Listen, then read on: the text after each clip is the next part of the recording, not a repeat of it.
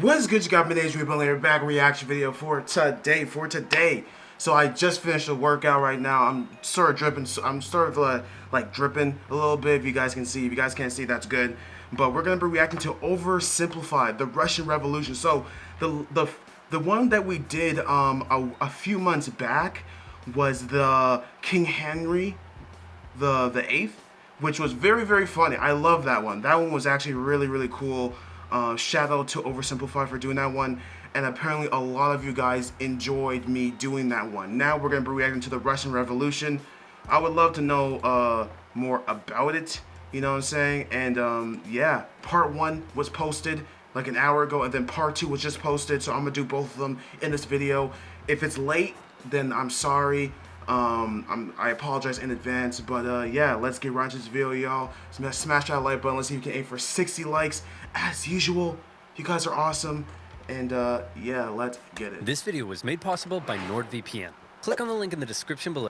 Oh, and ignore the stuff in the background. I'm getting my bed done like tomorrow. Hey Jimmy, it's the 1800s, an exciting time to be alive. Why don't you get out there and explore the world? Gee whiz, Mom, thanks. This place is amazing. Where am I? Why, you're in France, my boy. Here we come up with wacky new ways of running a country. Liberty, equality, fraternity. Whoa, welcome to the United Kingdom. Here we invented the train. Hello, aboard. Holy smokes! You're in a German factory, my friend. Here we harness fire and coal to create all these sexy lederhosen. This is incredible. I can't wait to see where I'll end up next. Russia? Where am I? Yo, they did Russia so dirty. You're in Russia. Have I gone back in time? No, this is just how it is. Are you a farmer? Worse. Technically, my landlord owns me, which makes me a serf. A slave? I'm scared. You should be, because I haven't eaten in 4 days, and you look pretty tasty. Whoa. Hey, Jimmy, how are your travels? I hate you! Yeah, I would hate you too. The frick you sent me to Russia for? Russia in the 19th century, feudal, underdeveloped, and stuck in the past.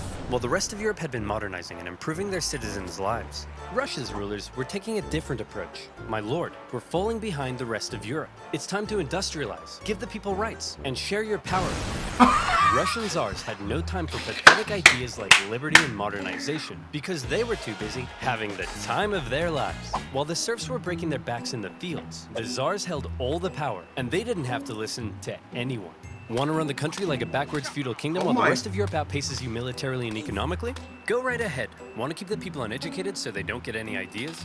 There's no one to stop you. Want to keep exporting grain even when there's a massive famine causing hundreds of thousands to die?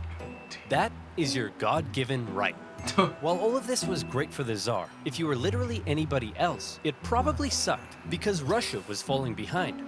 If they were to keep up with Europe, they'd need a strong ruler with some big ideas. Oh look, here comes one now. This is just so freaking... Hey everyone, it's me, Tsar Alexander II, and I've got some big news. I'm releasing you all from your serfdom. Yes. You're all free. Let's go, we're free. Yep, I'm the best. Oh, there is one thing though. What? I spoke to your local lords and they weren't happy about losing all their free labor. So as a compromise, you're all gonna have to pay them back a near impossible amount of money for the next 49 years. Boy, we're about to be dead in the next 15, 10, 5 because of what you treating us like. We can talk about 49 years. Huh? Expect your lives to barely change. Okay, bye. Now I know what you're thinking. This Tsar Alexander II seems like a pretty cool guy. He's trying to reform the country and get Russia on the right path. Everyone must love this guy. No. Right? Wrong. Why does one man get to decide the fate of everyone in the country? This whole system is dumb. Somebody should do something. Like what? Like kill the Tsar. You're gonna kill the Tsar? Thank you. Well, me? No. I'm busy. I was kind of hoping you'd do it.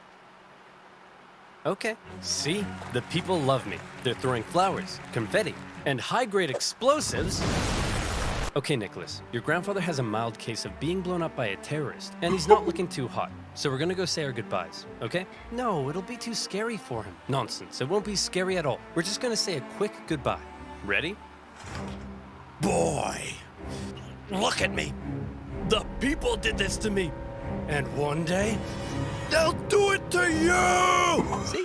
Wasn't scary at all. So Alexander II was dead, but luckily they had another Alexander lying around, Alexander III, and he felt his dad's reforms had weakened the Tsar's authority. Russia was massive, and as a result, had many ethnic minorities. Non-Russians? More interested in their own cultural heritage than in loving me? Isn't it great? So much beautiful culture and diversity in our great nation.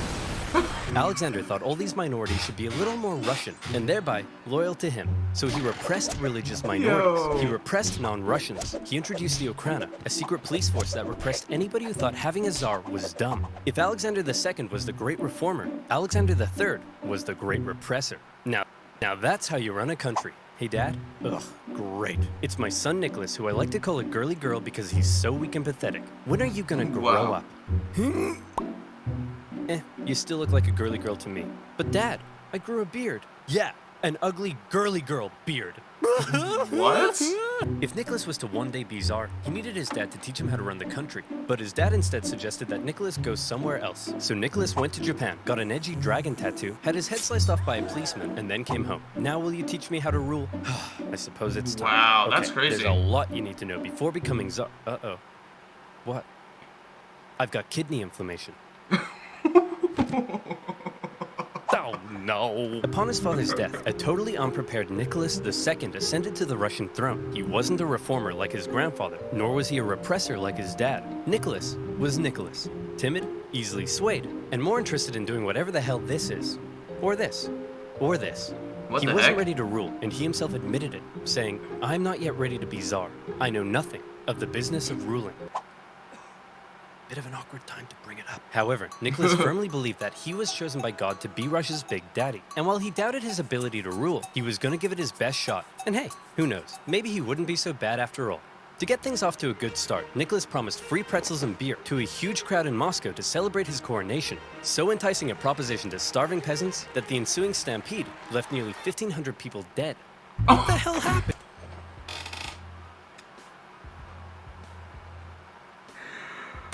We're not sure, but you're scheduled to go party with the French at 8 o'clock. Shouldn't I stay here out of respect for the people? When have Russian czars ever respected the people? Nicholas's decision to go party with the French immediately tarnished his image. Some were calling him Nicholas the Bloody. The czars had been partying hard at the expense of the people for long enough. They'd emancipated the serfs, but failed to lift them out of poverty. They used their secret police to crack down on anyone who might criticize them, and they'd failed to modernize and give the people rights, something the rest of Europe had begun doing over a century ago. The rule of the czars was quickly becoming outdated, and more Russians began wondering if there was a better way.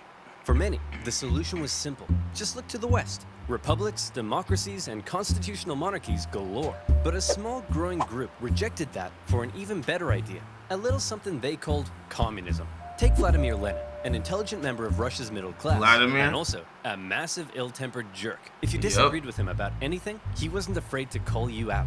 You fat-headed, simple-minded, vapid, cockeyed imbecile!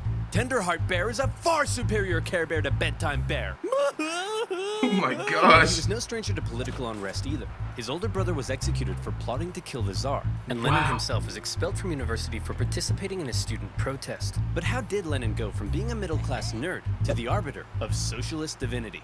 Well, to tell that story, we first need to go back a few decades to when a man named Karl Marx wrote a manifesto explaining how capitalism is a system whereby the stinky bourgeoisie oppressed and exploited the working masses, and that only through class warfare could the workers rise up and instate a communist utopia. Now go back forward a few decades to Lenin reading that manifesto and loving it. But publicly admitting you loved Marx and not Russia's big daddy would get you the cruelest punishment imaginable: exile to Siberia. Enjoy exile, where you'll live with your wife, chill around town, and secretly write socialist newspapers. Hey, that doesn't sound so bad. And your mother-in-law is going to live with you. Oh no. Once Lenin finished his stint in Siberia, he left Russia for Europe, where he was free to hang out with other Russian Marxists and talk about how great communism was. Now today, you might hear the word communism and think of this. But that's not how intellectuals living under a tough czarist regime saw it. To them, communism promised a land where all were equal, where workers weren't exploited, and even people like you could get a girlfriend. So Lenin joined a party of Russian communists living in Europe. Bro, I never had a girlfriend in ages. I never had a girlfriend ever. However, not everyone in the Socialist Party agreed with Lenin. In fact, they disagreed with him on a lot of issues, and Lenin was so uncompromising that he caused a split in the party. During one conference, a heated debate broke out, and Lenin was unwilling to give an inch. You pig ignorant, half-witted, fatuous morons. Damn. Cereal is a soup. Listen, Lennon, you're a smart guy, but you have no idea what you're talking about. We're out of here. All in favor of cereal being a soup? Hey, would you look at that? We're in the majority. So Lenin set up his own faction within the party he called the Majority, or Bolshevik if you're speaking Russian. And the other faction became known as the Minority, or Menshevik. And oddly, the majority were often in the minority, and the minority in the majority. The Mensheviks were less radical, whereas Lenin wanted the Bolsheviks to be loyal to him and his uncompromising ideas. That's and if him? you weren't loyal, well then you're gonna get a big brain beatdown. Oh, the wow. Mensheviks worried that Lenin's attitude could lead to a one-man dictatorship. But come on, does this guy look like a dictator to you? Yeah? For now, Lenin remained in Europe, writing his socialist newspaper and impatiently awaiting an opportunity to overthrow the Tsar and bring communist utopia to Russia. Cool. A free hat. Who the heck are you? I'm definitely not a Russian secret police officer spying on Marxists. Oh crap, I don't want secret police watching me. Then you, my friend, should use NordVPN. Do you like having your identity description below and get protected now? That's nordvpn.com/oversimplified. And as always, you'll be supporting my channel. So muchos arigatos, mon petit pois. Now where was I? What the frick? Oh yeah, a timid, easily swayed Tsar, a massive ill-tempered jerk, impatiently awaiting a communist revolution was coming, but not in the way Lenin thought.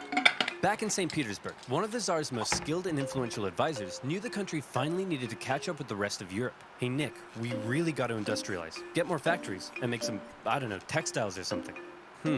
Won't that change the social fabric of Russia? Maybe. Hey, isn't it past your bedtime? But I haven't had my milk and snuggles yet. What? Will you snuggle me?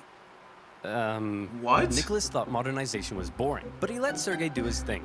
And do his thing he did. He borrowed some money and got Russia some sexy factories. And you know what sexy factories means. Sexy workers. Dirt poor, sexy workers. Long hours, low wages. Filthy disease-ridden factories. Sleep in overcrowded dormitories with all your stinky worker friends. Get your arms ripped off in a freak Russian doll accident. Conditions were terrible. But this growing working class wasn't about to take it lying down. They started to do what workers do best. Strike. Despite Sergei's efforts, people in Russia still weren't happy. Peasants were still poor, liberals still wanted reform, and now the workers wanted better working conditions. Jeez. And the problem with being an autocrat is that when everyone's unhappy, there's only one person to blame. You. The people hate me. What do I do? Ooh, I know. Why don't we find a weak and pathetic nation to go to war with? We'll win easily, and everyone will love me again. Why don't we just try treating the people better? As luck would have it, an opportunity for war was forming in the Far East. Russia wanted to expand its sphere of influence into northern China, and coincidentally, so did Japan. But Japan didn't really want war, so they proposed an idea to reduce the tension. Hey man, we'll let you do your thing in Manchuria if you let us do our thing in Korea. I don't think so. We've got the largest army in the world. What do you have? I'm the Emperor of Japan. I have a giant mecha suit. Whoa. Cool. Nicholas and the boys didn't see Japan as a threat, so they felt they could push Japan around. But little did they know Japan had been rapidly militarizing, and when they launched a surprise attack on a Russian fleet at Port Arthur, everyone was shocked. Nicholas hoped it was an opportunity to win a quick war and regain the support of the people. Nobody seriously thought a puny Asian country could defeat a European superpower, and the Russian people were filled with patriotic spunk. Hey everyone, we're at war with Japan! Hey everyone, we're losing the war. The Japanese won. An embarrassing defeat for Tsar Nicholas. Russia had enough problems, but now it had been internationally humiliated. The public were Japan knows how to fight. Unrest increased. Nicholas needed snuggles now more than ever. The tension was rising rapidly, and Russia was on the verge of revolution. All it needed was one disaster to push it over the edge. And that disaster would come in January 1905 from an unlikely source, a handsome Orthodox priest named Father Gapon. Father Gapon was leading workers and their families to the Winter Palace, but this wasn't some violent uprising, it was a peaceful protest. They wanted to deliver a petition to Nicholas, which simply asked for more freedom and better working conditions. Thank you. The protest was actually so peaceful and respectful that the Marxists thought it was a big waste of time. Hey Nicholas, some priest is leading a peaceful protest. Says here they want to give you a petition. A peaceful petitioning priest? I better get out of here. Nicholas had actually left the Winter Palace days earlier, and in his place, they brought in a truckload of troops, ordered to stop Father Gapon from reaching the palace. Hello, good sir, and long live the Tsar. Please, allow me to pass this simple petition to our dear father, Nicholas II. Good day to you too. Please, allow us to respond by opening fire. What began as a peaceful protest. Oh, that's just sad, cause it's so freaking true. Hey, hi, hello, sir. Here's a peaceful protest. Hello, sir. Let's respond with open arms, like. Ended in tragedy. Oh. Imperial soldiers opened fire on the crowd. Oh. Around 200 civilians died. 800 more were wounded. R.I.P. All they wanted was the opportunity to ask Nicholas to improve their lives. Instead, they were met with bullets. Nicholas didn't... Even the freaking children. This is the guy. This is Nicholas. You freaking ugly ass. I can't lie. His freaking mustache. That's pretty fire still, but you ugly piece of... personally ordered the troops to fire, but as an autocrat, he got the blame. The event became known as Bloody Sunday, and Nicholas's reputation plummeted.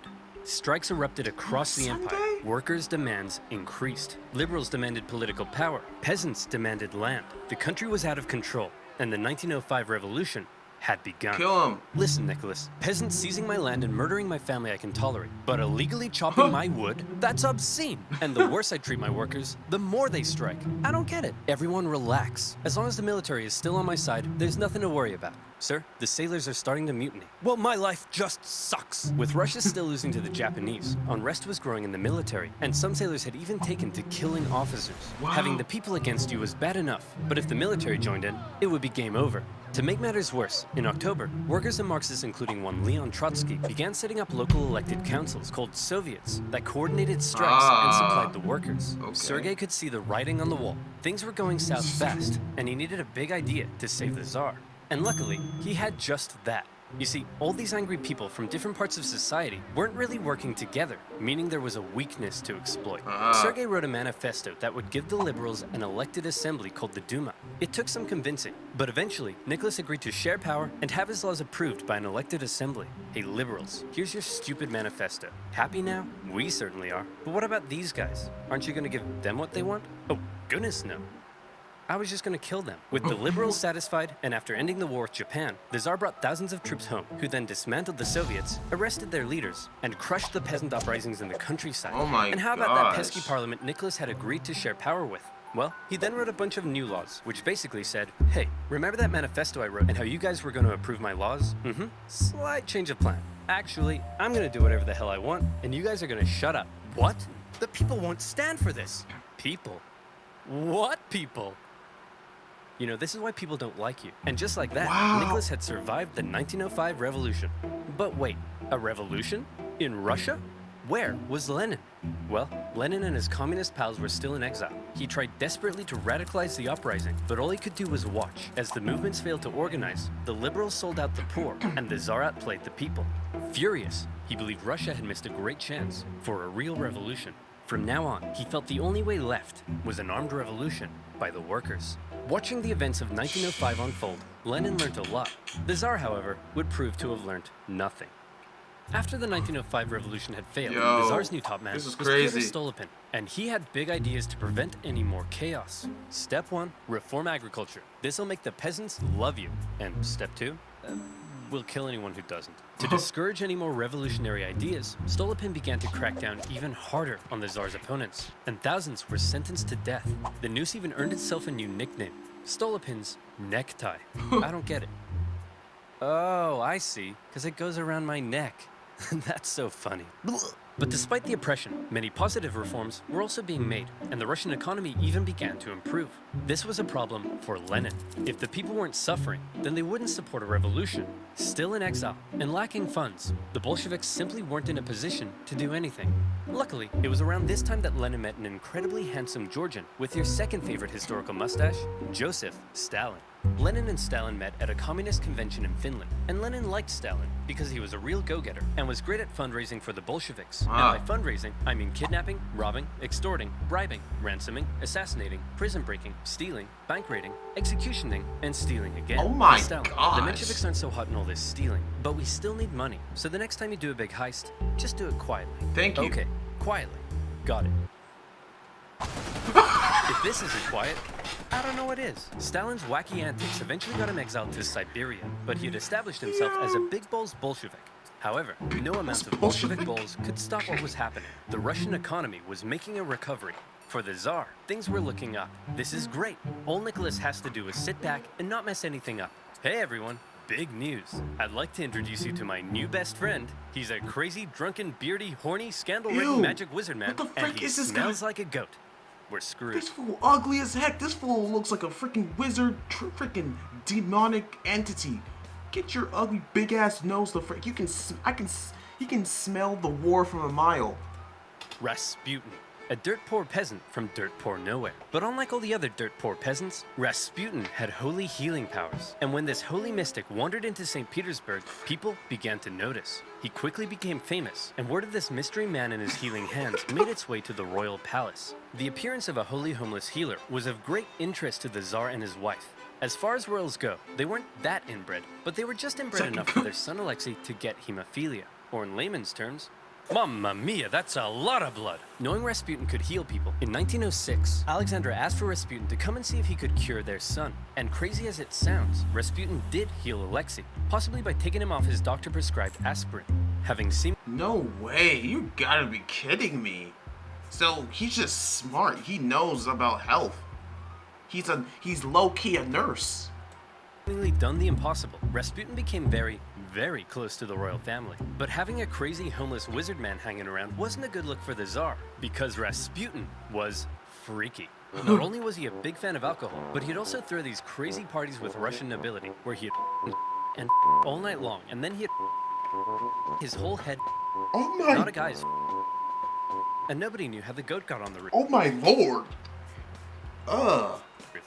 Initially, the press were banned from talking about Rasputin, Jesus but eventually Christ. the ban was lifted, and the tabloids went to town. The whole thing was a huge scandal, and everyone was freaked out that this guy was influencing the Tsar. That's him? That's the idiot?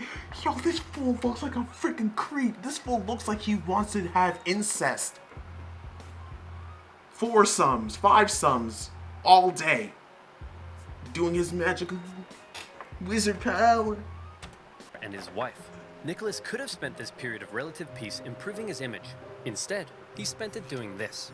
But as weird as the whole Rasputin thing was, so long as the economy continued to improve and the people's lives kept getting better, maybe Nick would be okay. Maybe there would be no more revolutions. Maybe this video could even end right here. Or maybe things were about to get worse. A lot worse. You see, the year is 1914, and that means it's time for World War I. Oh no. Oh my gosh, the Russians in World War I. Part 2. I would make it in this video as well, but I feel like I should do a separate video.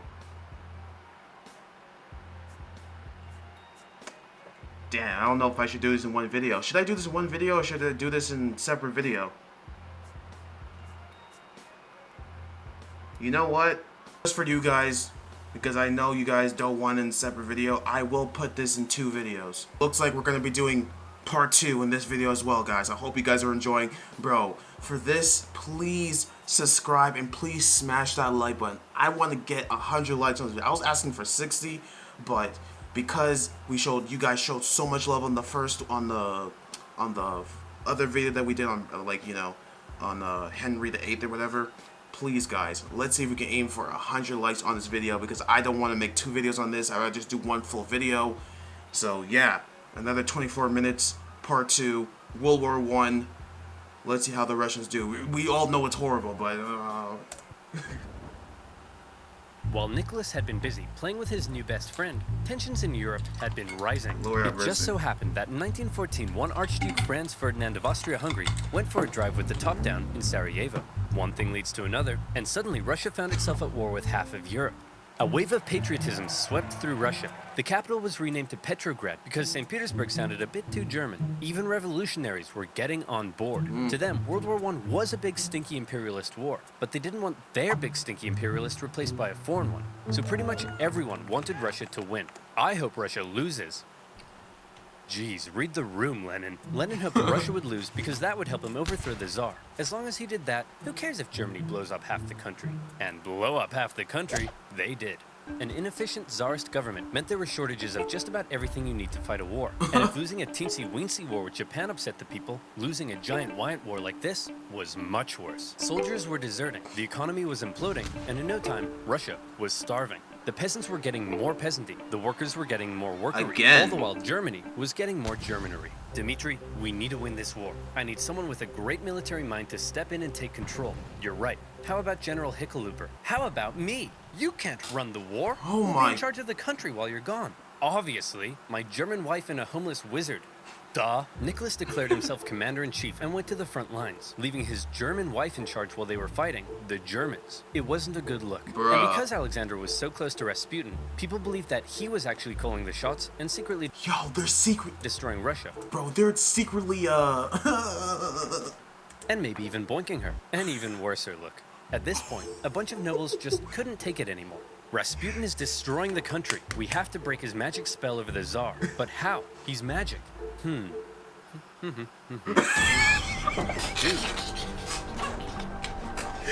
Yo! Big sexy party daddy.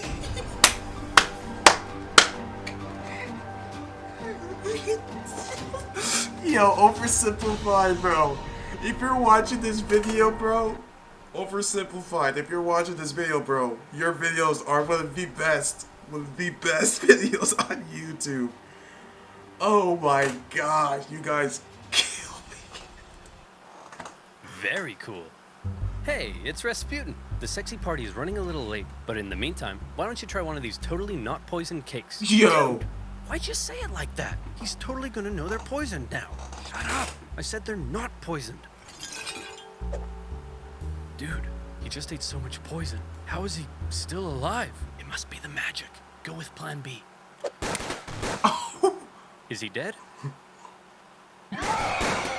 See, Boris? I told you he was the Antichrist and you didn't believe me. Can you shut up for 1 minute and help me roll him up? Are you sure he's dead? I don't know, but I'm supposed to be hosting a charity auction right now. Can we get this over with? Wow. Oh my gosh. You're screwed. Okay, now he's dead. Murder of Rasputin, just like his life, is shrouded in mystery and speculation. He probably didn't really die like that, but he also probably didn't really heal people. He probably didn't influence the Tsar as much as people thought. He probably wasn't secretly destroying the country. Yeah. But what he definitely did do, even in his death, was ruin the Tsar's reputation. Russia's autocracy looked more outdated than ever, and the Russian people were taking notice. Come on, men. Remember what we're fighting for. The frick are we fighting for? No, we're out. World War I left Like- Russia broke, hungry, and exhausted. And with Nicholas acting as commander-in-chief, he was getting even more blame. For the second time, Russia was on the brink of revolution. Oh.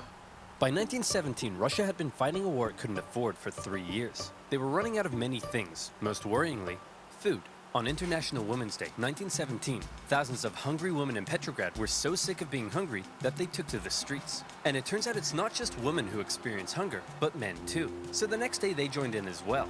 Gatherings on the streets were forbidden, but I'm not sure how you'd arrest 250,000 people. The crowds demanded an end to the war, an end to food rationing, and even an end to the Tsar's autocracy. Thank you. Now, normally the troops would deal with this kind of thing, but as it turns out, soldiers get hungry too, and they were Yeah. also tired of having to kill their fellow Russians so much. So entire regiments mutinied in the capital, and they joined the crowd as well, trashing symbols of the Tsar and his autocratic regime. Bro, someone needs to kill Tsar, bro. Like real quick, bro. I'll do it myself. Assassination. Like I know some tricks. Things were escalating very quickly. Liberal politicians watching the riots in the streets had long been dissatisfied with the Tsar, since he would shut their parliament down anytime they did something he didn't like. They believed the only way to bring stability back to the streets was for Nicholas II to abdicate. The riots continued. The police fired on soldiers. Soldiers fired on soldiers. The workers re-established the Petrograd Soviet. Politicians began arresting the Tsar's ministers. He may have been an autocrat, but he just lost complete control of his capital city. Talk about embarrassing. Nicholas, the troops have turned against us. The people have taken over the city. They've even cut my phone line. Hello? Hello? The phones are down. Things must be bad. I'd better go back there. Nicholas hopped on the next train back to Petrograd, but he never made it to the city. His train was met by military generals and other politicians. What's going on? Nicholas, look man, we need to talk. It's not you, it's us.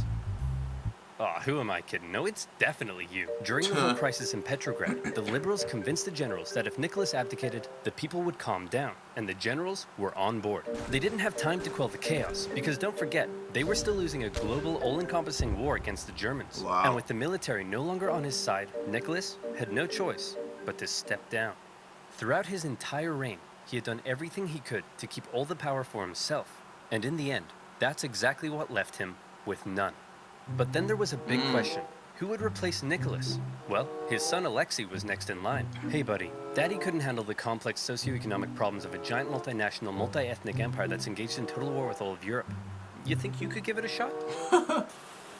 Alexei just wasn't ready to be Tsar.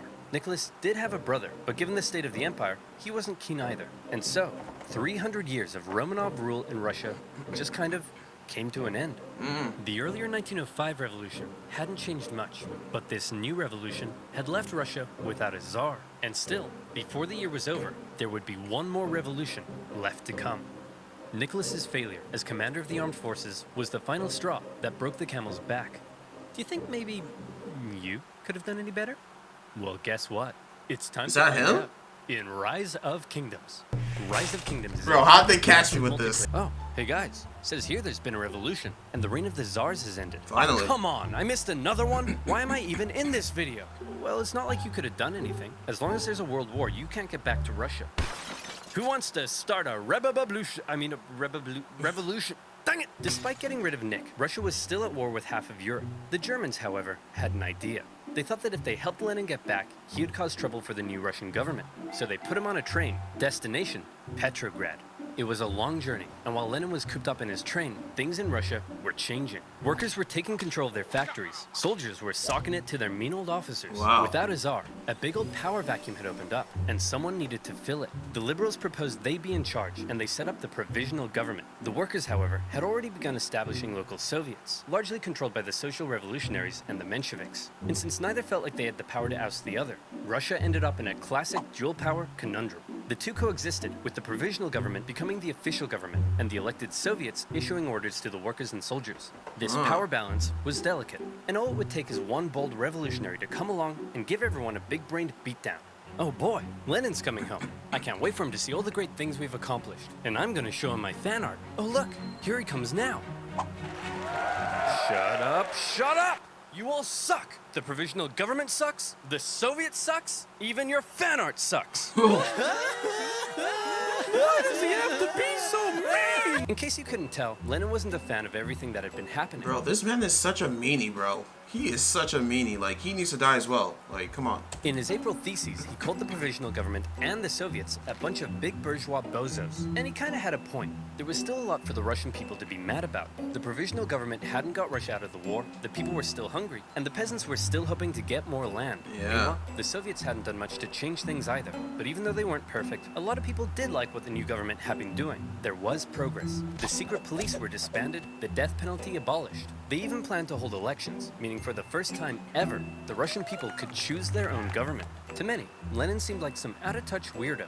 If Lenin wanted to go from whiny irrelevant zero to a hunky communist hero, he'd need to shake things up a bit. What the frick? So he and the Bolsheviks came up with Jesus? a hot new slogan that promised to give the people what the provisional government wouldn't.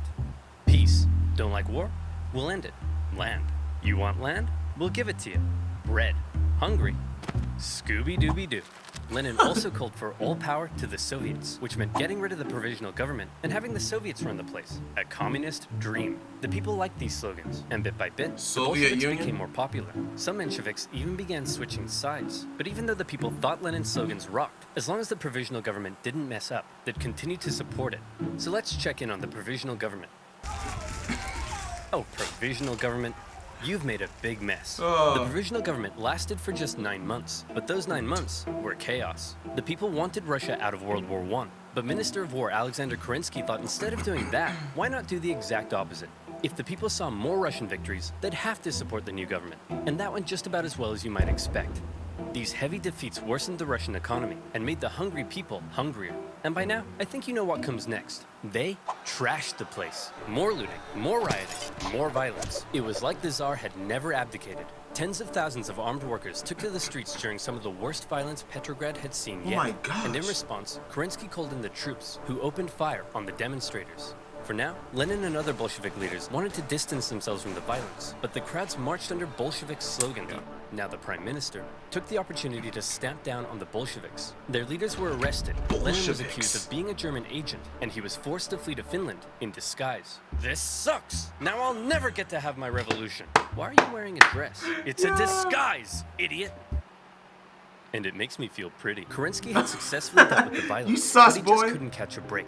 This increasing support for more extreme forms of socialism, along with the poor handling of the war, alarmed traditional liberals and bougie business boys. To appease them, Kerensky decided to promote a military legend to Supreme Commander of the Armed Forces, someone who hated the revolution, loved the death penalty, and was devoutly anti-socialist, General Kornilov. Hey man, thanks for the promotion. That was real swell of you. Of course, with you by my side, who would dare try to overthrow me? How about me? I did not see this coming. Unfortunately for Kerensky, Kornilov hated the liberal and socialist reforms of the new government, particularly the dumb socialist soldiers' committees. The army was no place for undisciplined left-wing snowflakes. Fearing a Bolshevik takeover was imminent, Kornilov ordered his men towards Petrograd to oust the Soviet and take over. Kerensky freaked out, and he needed help. Since he knew Trotsky was finger-licking good at organizing, he and other Bolshevik leaders were released, and they, along with the Soviet, organized the defense of Petrograd. Kornilov had the power of soldiers, but the Soviet had the power of workers. And they did what workers do best. Railroad workers diverted Kornilov's men away. Telegraph workers messed with his communications. They even infiltrated his forces and encouraged the demoralized men to desert. They were also armed en masse, but in the end, no fighting was necessary because Kornilov's coup just fell apart, and Kornilov was sent straight to prison. Everything was coming up Kerensky. Hey, thanks for the help, boys. Couldn't have done it without you. Now that there's no longer any threat, how about you, return all those guns I gave you? No. No. Like what? Oh, no. In order to kill a rat, Kerensky had just given a gun to a bear, a Bolshevik bear.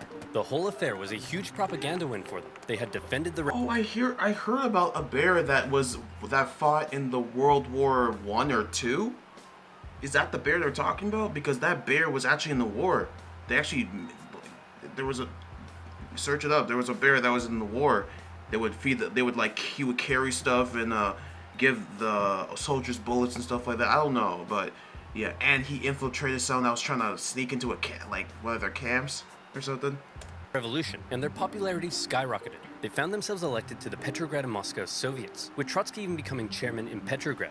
They were now in a very powerful position, almost powerful enough for Lenin to return home from Finland and finally stage his long-awaited communist revolution. The Bolsheviks began planning their takeover of the Russian government. Some got cold feet and began arguing against Lenin's armed revolution in favor of a more peaceful approach, and they even wrote newspaper articles about it, which kind of gave the whole scheme away. The Bolsheviks are planning an armed revolution? I did not see this coming. Kerensky began arresting Bolsheviks, and as a result, Lenin and the boys felt they had no choice but to commence the revolution right now. Lenin was back in Petrograd, but was still in hiding, so Trotsky got the ball rolling, using his position as Soviet chairman to organize the Bolshevik militias. Now, if you were to ask Soviet artists, the revolution went something like this. As much as they would like you to think it was a glorious, violent, heroic takeover, the truth seems to be a little more underwhelming. The Bolsheviks just kind of walked into key buildings in the city and took control. Bolshevik supporting civilians even brought in a huge battleship, but there wasn't really any fighting. Nobody really tried to stop them. In just one day, they took control of the city. Next, Kerensky just managed to escape before the Bolsheviks surrounded the Winter Palace, placing the provisional government under siege inside. Is it safe to come out yet? I think so. Fear my revolutionary might. Give me that. That night, Lenin came out of hiding to play a bigger role in the revolution. With him back at the helm, they had one more job to do: storm the Winter Palace and arrest the provisional government. And here comes the final showdown. The palace was defended by a force known as the Battalion of Death. I heard about it. Immediately gave up. And just like that, Lenin had won. As far as violent, bloody revolutionary uprisings go, this wasn't the Battalion of Death. Oh, and they just gave up just like that. You freaking dweebs. The frick, y'all don't deserve to have that name. really one of them. But Lenin was finally in charge of Russia. He had spent his whole life dreaming of this moment. He set up the first Council of People's Commissars, his own cabinet, with him in charge. This was it, his chance to finally make his communist utopia with equality and freedoms beyond compare. Yay. Hey Lenin, before we took power, they were planning on holding elections. Shall we go ahead with those? Of course. You can't have a communist utopia without high levels of political participation. The proletariat should be free to elect who it. What? The social revolutionaries won. We lost. Oh, wow.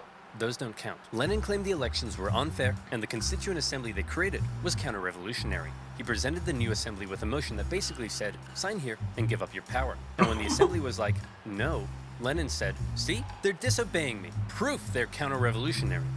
Shut it down, boys. Moderate socialists and others weren't happy when Lenin had the assembly closed by force, and when campaigners began taking to the streets, they were fired upon. For Lenin, setting up a communist utopia was looking— Yo, Lenin, like, this, you can tell this guy's an asshole. You can tell since young, like, he was an asshole. Like, I get, he has, like, some good intentions, I guess.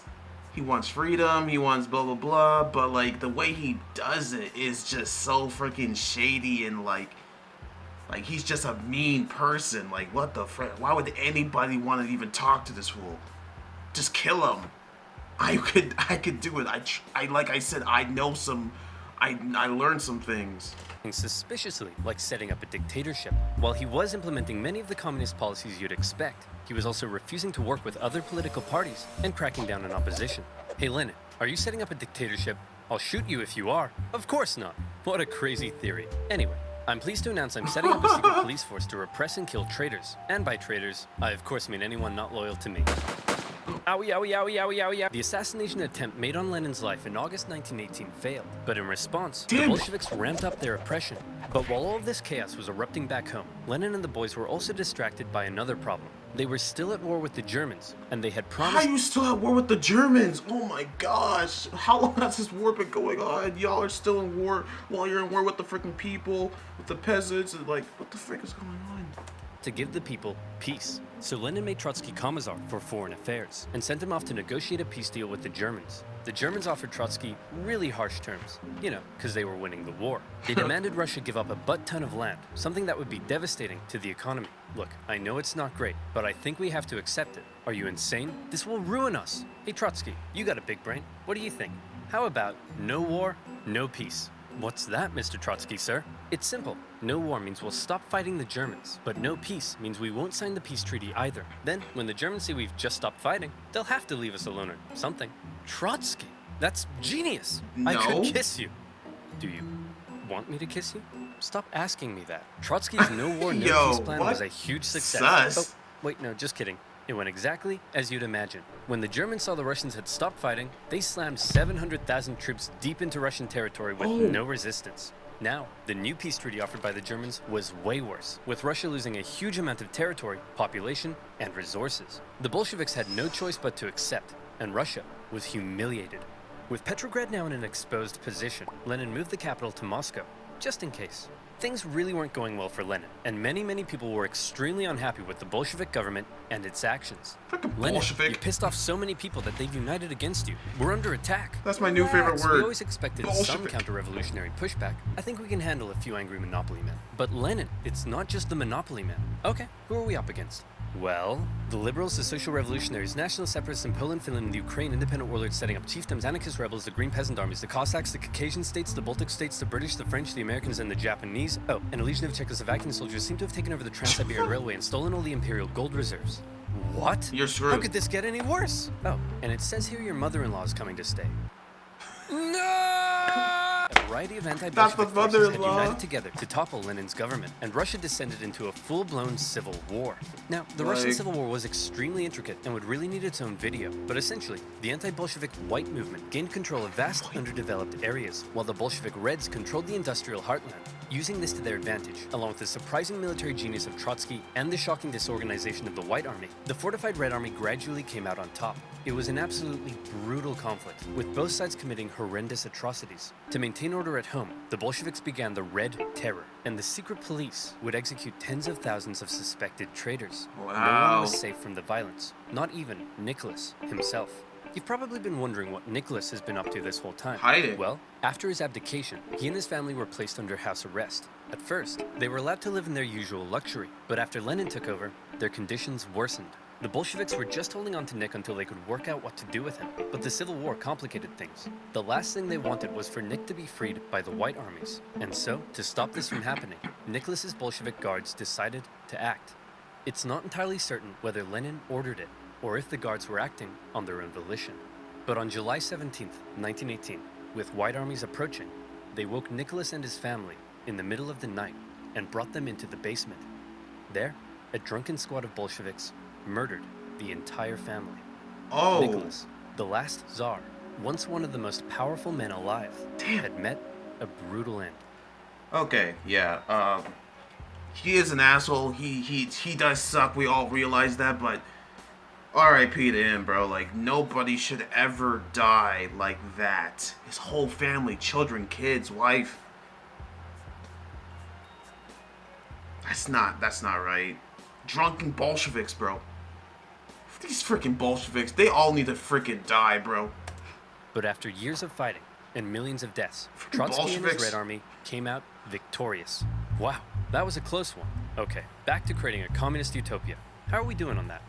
Well, the Civil War helped create a massive famine and about 5 million people starved to death. There's massive inflation and the ruble is worthless. Hundreds and hundreds of kilometers of railway track have been destroyed. Disease and epidemics have killed 3 million. The population of Moscow and Petrograd has collapsed. Life expectancy has plummeted. Sailors in Kronstadt are rebelling. People are freezing to death in their own apartments and life has been reduced to a constant search for food and shelter. Whoa. Well, this just means I'll have to work twice as hard, day and night, to save the country. Nothing will stop me, short of a couple sudden strokes. Get the doctor. One thing you have to keep in mind is that everything I've been talking about, the Civil War, the assassination attempt, and Lenin's struggle to maintain control at home, were all happening around the same time, and it must have been extremely stressful. Lenin began getting headaches, insomnia, and in 1922, he suffered 2 separate strokes. As the Soviet Union was officially declared under a strict one-party system, Lenin's health The continued USSR, to decline, and his ability to lead the Communist Party went with it. Everybody assumed Trotsky would succeed, won the Civil War, and he had a dope-ass train. The last person anyone expected to take over was Stalin. Stalin wasn't a great intellectual like Lenin, or a charismatic war hero like Trotsky. He was, as one Menshevik described him, a gray blur. Someone who operated in the background. Someone who you might not even notice. But it was in the background that Stalin would rise to power. Here's how it happened. After the revolution, all the Bolsheviks hoped to get a cool job in the new government. What did you get? Commissar for War. Sweet! What'd you get? Secretary. Stalin was made general secretary for the Communist Party. It wasn't what he wanted, but Stalin quickly realized that even though it wasn't fancy, it was a powerful position. Yeah. As secretary, he had the power to give people jobs within the party. So he would give jobs to all of his pals, who in turn would give him their support. The more pals he gave jobs, the more power he got. The more power he got, the more pals he got. Lenin may have been having wall-to-wall strokes, but he was still involved in the party, and he was taking notice. He wasn't a fan of Stalin abusing his position, or insulting his wife to her face. Lenin knew he smell like a couldn't goat. let Stalin take over, but by this stage, he was just too sick to fight it. Hey man, tell whoever's in charge of giving people jobs not to let that jerk Stalin become the next leader. By the way, who did I put in charge of giving people jobs? That would be Stalin, sir. Blah. Whoa. Deja vu. Lenin's last wish was to not let Stalin take over, but by the time he died, Stalin was too powerful to remove. He had his remaining opponents arrested or killed. Trotsky was banished and fled to Europe. Eventually, he would be assassinated by Soviet spies in 1940. Wow. Our dear comrade Lenin has died. We should have a state funeral. No. Let's mummify him and put him on display so people can look at his dead body forever. That's gross. You're gross.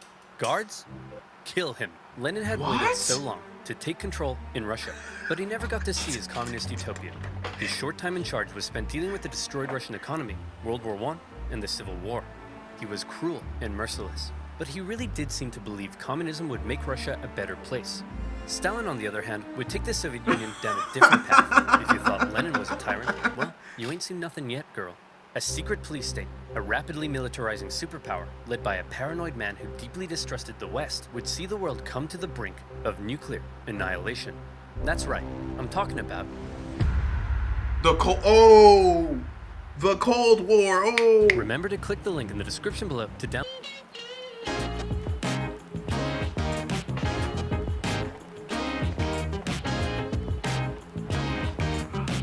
Alright. The Cold War. So are we, is that the next video? Oh, the Cold War. Oh, they talked about the Cold War. Oh, yeah. And then they talked about the freaking Cold War, and yeah, I remember this video. I watched this video already. The Cold War. Oh, and it all makes sense. It all adds. Oh, no wonder I was like, what the I recognize this from another video. Damn. Russia's so messed up, yo. Like, America is messed up, but Russia's so nutty. Like, what the fuck? Oh, man. But, that'll be the end of the video, y'all. Man, this was huge. This was huge. I love this video. We did the part 1 and part 2. The Russian Revolution oversimplified. Thank you for making this video possible. You know, I really enjoyed making these type of videos. You guys are awesome. We're almost at 70K subscribers. Huge, huge, huge milestone right there. Thank you guys so much. I'll catch you guys in the next video. And yeah, if you guys want to check out about some masks, if you guys are trying to get some masks and stuff, obviously there's medical masks out there, but you can't really be reusing those because they're medical masks, you know. But if you guys want to get some masks, fabric or whatever that you can obviously reuse over and over again, more than one, definitely obviously more than once, then go check out this link. I know this girl that's actually trying to get some people to buy some. It's like 15 pounds for one, and it's like something, or 30 for like 5 or 6 or something. So go check out the link. It will be in my description, and it'll be in my comment section as well, top of my comments as well. Thank you guys so much once again. Have a great night, and yeah, peace.